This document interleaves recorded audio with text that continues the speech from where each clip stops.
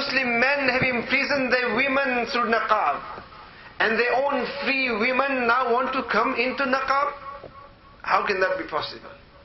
In a time, in the age of total freedom, if the niqab was imprisonment, then why is it that their free women want to become imprisoned? Do you have any volunteers standing outside a prison that, look, put me in the nick, I want to go into prison? Somebody who was free, was they volunteer to go inside? No. But here they say that niqab imprisons women, but their own women who are free want to become imprisoned then. So that is the power that there is in niqab. Wherever there is Muslims, wherever there is the dome, wherever there is a minaret, wherever there is the call of azan, wherever there is a masjid, wherever there is a madrasa, there is those kids coming in and out of the masjid. There is those people practicing the sunnat, walking throughout the streets of their countries. Wherever, and as long as they see that, they see Islam as a threat to their way of life. And now when they want to destroy that, they know that when it comes to dialogue, there is no way they can win in matters of dialogue. Just the way the Quraysh of Makkah didn't have any proof to prove why their ways were better than that of Islam. Today as well in the 21st century, whatever norms and isms we have today, they have no proof whatsoever to prove that their way of life is greater and much better than that of Islam. It doesn't exist. And now when they're desperate, when there's no other means whatsoever to curb, as they will call, fundamentalism.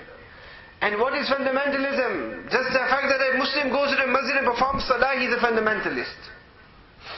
So to curb that form of fundamentalism, and in order to stop people turning towards Islam, and just the way during the days of Makkah al-Mukarramah, Nabi Kareem sallallahu alaihi wasallam was physically persecuted, so he would stop his message.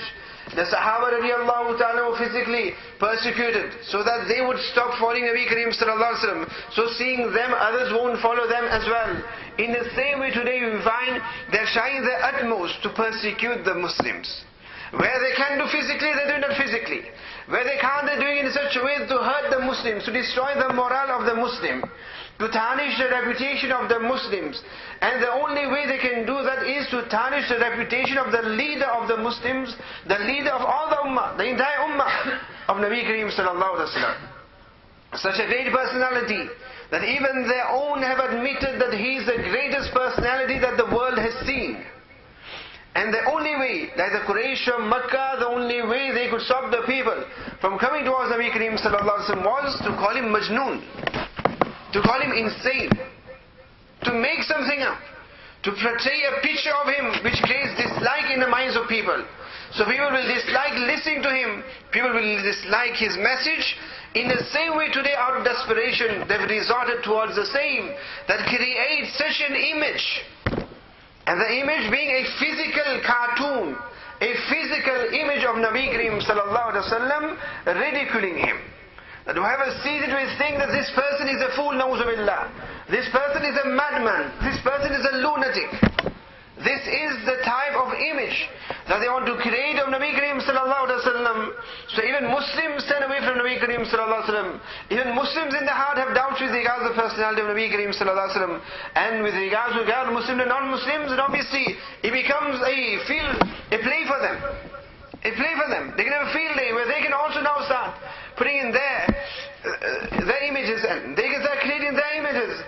The more they ridicule Nabi Kareem sallallahu alaihi wasallam, the more famous they'll become, the more well known they'll become, the more appreciated they'll become. So now they have competitions. This shows how desperate they are. So desperate that they have competitions who can ridicule Nabi Kareem sallallahu alaihi wasallam the most. It hurts us, it does hurt us. But at the same time, as Muslims, we have to understand and realize that it is things that happened in the past, it is happening in the present, and it will still happen in the future. It isn't anything new. It has always been happening. It is always happening. They did it in front of Nabi Kareem sallallahu alaihi wasallam, in the face of Nabi Kareem sallallahu alaihi wasallam. So now they're doing it again. They're doing it again.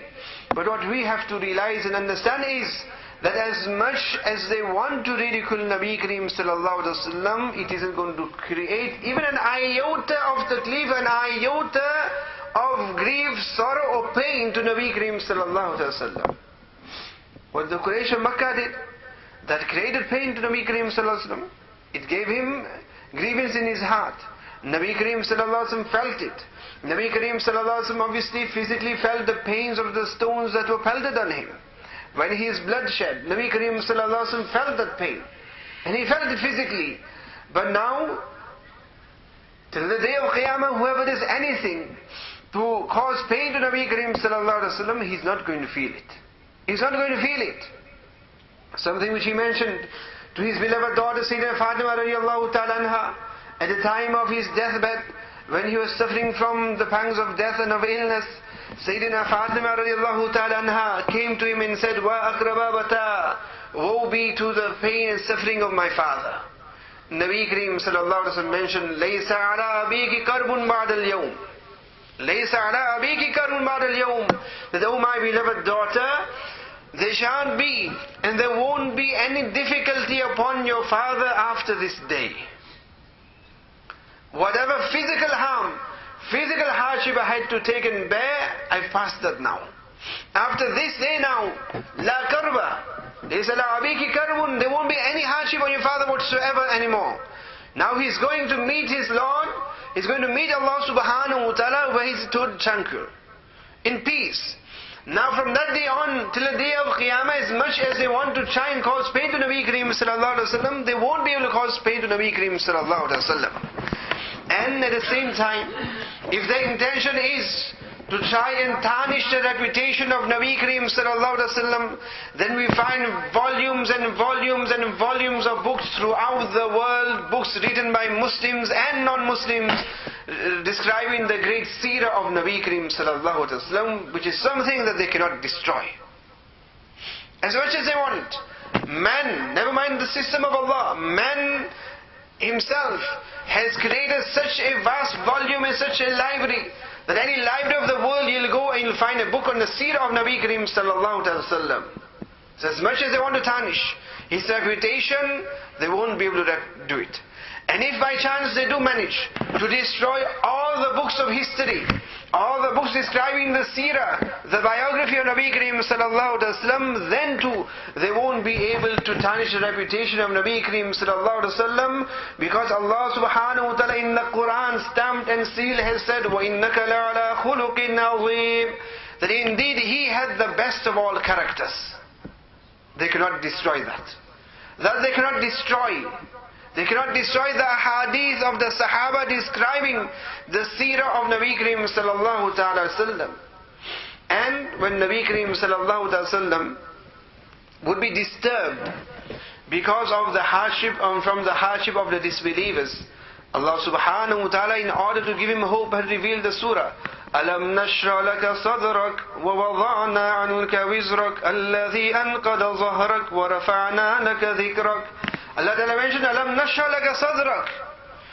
Have we not opened your heart up? Have we not opened and expanded your heart for you?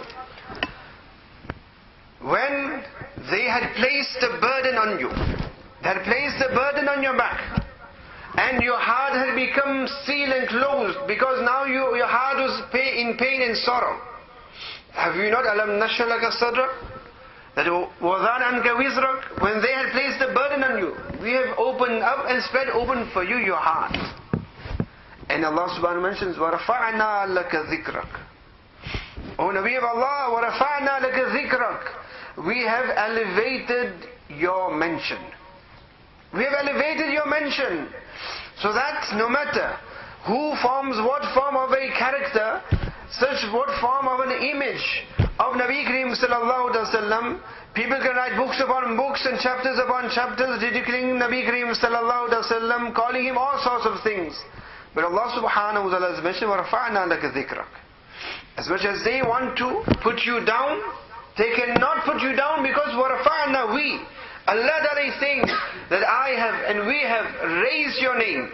When I have raised your name, the entire world together can try with its might and power to lower your name, they won't succeed in it whatsoever. They'll never succeed in it. Why? Because I am the one who has raised your name. And today too, and even on May the 20th, when they had the competition of Draw Muhammad Day and ridicule Muhammad as much as possible, more than the participants on